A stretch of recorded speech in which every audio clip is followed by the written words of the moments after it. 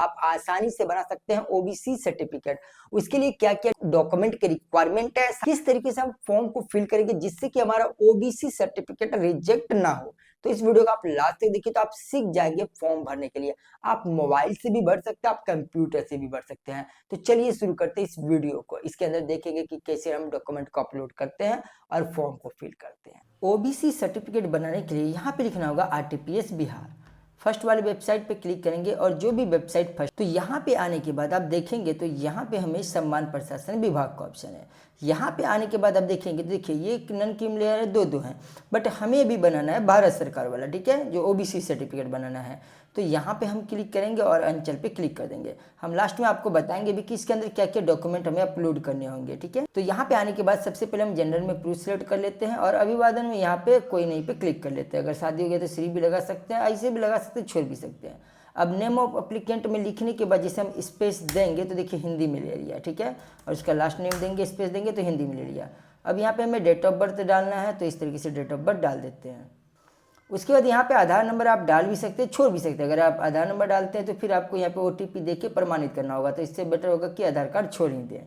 अब यहाँ पे स्टेट सेलेक्ट है, अब यहाँ पे डिस्ट्रिक्ट सेलेक्ट कर लेंगे। इस तरीके से आएंगे यहाँ पे डिस्ट्रिक्ट, और यहाँ पे आने के बाद अनुमंडल सेलेक्ट कर लेंगे। फिर यहाँ पे आने के बाद प्रखंड सेलेक्ट कर लेंगे। उसके बाद यहाँ पे जो यहाँ पे देख सकते हैं कि ग्राम लिखा हुआ है, ठीक है। यहाँ पे हम लिखेंगे जैसे इंग्लिश में स्पेस देंगे तो ये हिंदी में हो जाएगा। वार्ड नंबर दे देंगे। उसी तरीके से डाकघर भी हम लिखेंगे इंग्लिश में, स्पेस देने के बाद हिंदी में हो जाएगा। अब यहाँ से हम पिन कोड डाल देंगे इस तरीके से।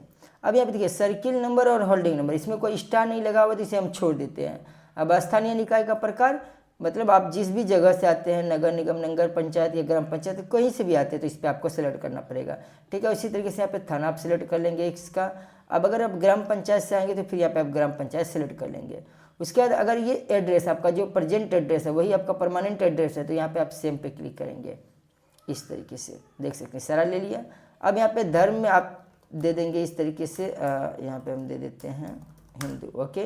अब यहाँ पे वर्ग में आएंगे तो यहाँ पे दिखा रहा है अन्य पिछड़ा वर्ग, ठीक है। इसमें ईबीसी और बीसी दोनों साथ में आते हैं, तो दोनों का जाति यहाँ पे जो भी आपका जाति होगा यहाँ से आप सिलेक्ट कर लेंगे। चलिए यहाँ से हम सिलेक्ट कर लेते हैं। तो यहाँ पे देख सकते हैं हम यहाँ पे जो है कि जाति सिलेक्ट कर लेंगे। उसके बाद उपजाति में यहाँ पे छोड़ देंगे, ठीक है। उसके बाद हम आगे आएंगे। अब यहाँ पे पेशा में आने के बाद आपको यहाँ पे जो भी ऑप्शन है वो चुन सकते हैं, ठीक है। तो ज़्यादातर स्टूडेंट ही करते तो यहाँ पे छात्र चुन लेना है। उसके बाद यहाँ पे नेम ऑफ फादर पे दे देंगे, नेम ऑफ फादर का नाम। अब यहाँ पे पिताजी का भी जाति सिलेक्ट करना होगा, तो चलिए जैसे हम यहाँ पे नेम ऑफ फादर दे देते हैं इस तरीके से। तो अब यहाँ पे हमें उसका भी जाति सिलेक्ट करना पड़ेगा, ठीक है। तो चलिए यहाँ से हम जाति सिलेक्ट कर लेते हैं। तो यहाँ पे हमने पिताजी का भी जाति सेलेक्ट कर लिए।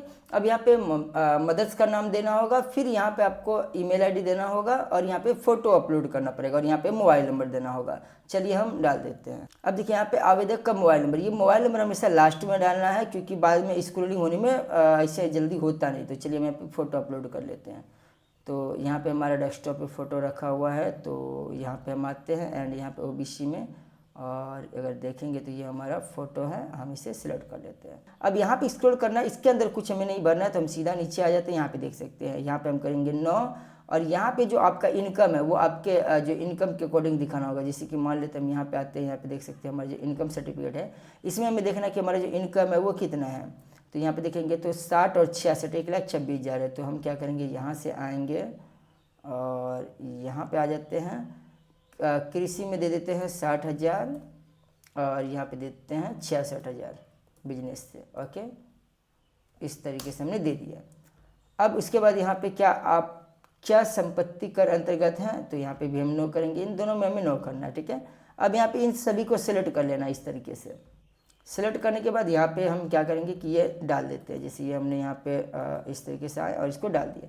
अब एक बार आप मिला लेंगे, उसके बाद यहाँ पे आपको मोबाइल नंबर जो है वो फुलफिल करना होगा इस बार, ठीक है। इस तरीके से आएंगे।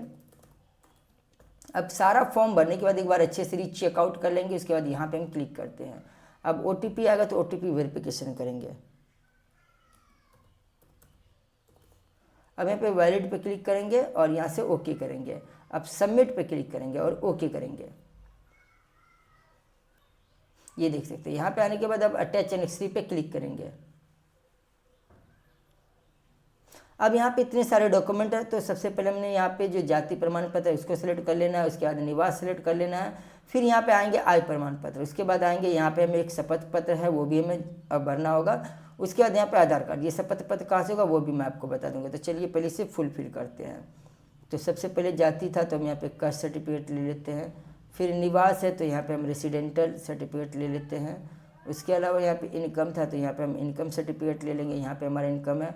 और यहाँ पे एक फॉर्म में शपथ पत्र जो कि यहाँ पे हमने ओबीसी के नाम से रखा है। फिर यहाँ पे आएंगे आधार कार्ड में, तो यहाँ पे हमने आधार कार्ड इसके सिलेक्ट कर लिया। इतने सारे डॉक्यूमेंट सिलेक्ट करने के बाद यहाँ पे हम करेंगे सबमिट। सबमिट करने के बाद यहाँ पे आ जाएंगे सबमिट का ऑप्शन, फिर हम इस पर क्लिक करेंगे और ये हमारा फाइनल सबमिट है। यहाँ से क्या होगा कि हमें रिसीविंग जनरेट होगा और इसे हमें प्रिंट करके इसको रख सकते हैं या नहीं तो सेव कर सकते हैं। तो अभी हम इसे सेव कर लेते हैं। हमें इसे सेव कर लेना है कहाँ पे, तो अपने जिस फाइल से हमने इसे बनाया है यहाँ पे आएंगे और इसे हम सेव कर लेते हैं। तो इस तरीके से आप यहाँ पे जो ओबीसी सर्टिफिकेट है वो बना सकते हैं। अब हमें ये जो फॉर्म है जो शपथ पत्र है वो कहाँ से डाउनलोड करना होगा, तो आपको इसी वेबसाइट पर आना होगा। यहाँ पे आप नीचे में आएंगे तो देखेंगे महत्वपूर्ण डाउनलोड। इस पर करने के बाद ये देख सकते हैं आवेदक का जो इसमें पति 8 वाला, अगर हम इस पर क्लिक करते हैं तो यहाँ पे देख सकते हैं भारत सरकार द्वारा ये जो ओबीसी सर्टिफिकेट है इसके लिए आप यहाँ पे फुलफिल कर सकते हैं। यहाँ पे अपना नाम लिख सकते हैं, अपना पिता का नाम लिख सकते हैं, विलेज लिख सकते हैं, पोस्ट ऑफिस, थाना, प्रखंड, अनुमंडल, जिला, राज्य, ये सब लिखने के बाद यहाँ पे अगर आपका इनकम सैलरी से आते तो यहाँ पे देंगे, नहीं तो 00 कर देंगे। फिर यहाँ पे जो अमाउंट था 1,26,000 वो देंगे। उसके अलावा नीचे में स्थान दिनांक देखिए, यहाँ पे अपना हस्ताक्षर करके फिर इसे आपको फोटो खींच के अपलोड करना पड़ेगा। तो इस तरीके से यहाँ पे आपका ये बन के आ जाएगा। तो इसके अंदर हमने क्या क्या डॉक्यूमेंट दिए, तो हम इसके अंदर दिए एक तो आधार कार्ड दिए, कास्ट सर्टिफिकेट दिए, इनकम सर्टिफिकेट दिए, ओबीसी दिए और रेसिडेंटल दिए। और ये सभी 200 KB से कम होना चाहिए, फोटो 50 KB से कम होना चाहिए। तो अगर आप इस तरीके से बनाते हो तो फिर ओबीसी सर्टिफिकेट इजीली बन जाएगा, कोई दिक्कत नहीं होगा। ऐसे इंटरेस्टिंग वीडियो देखने के लिए आप हमारे चैनल को सब्सक्राइब कर लीजिएगा, बेल आइकन को प्रेस कर दीजिएगा, अपने दोस्तों के साथ शेयर कीजिएगा और कमेंट करके जरूर बताइएगा ये वीडियो आपको कैसा लगा। और इस चैनल को जरूर सब्सक्राइब कीजिए क्योंकि यहाँ पे आप साइबर कैफे से रिलेटेड वीडियो आपको इसी चैनल पे मिलते रहेंगे, जिनमें आप साइबर कैफे दुकानदार है तो आपके लिए ये बहुत इंपॉर्टेंट होंगे। आप सीख के अपना दुकान को नेक्स्ट लेवल पे लेके जा सकते हैं।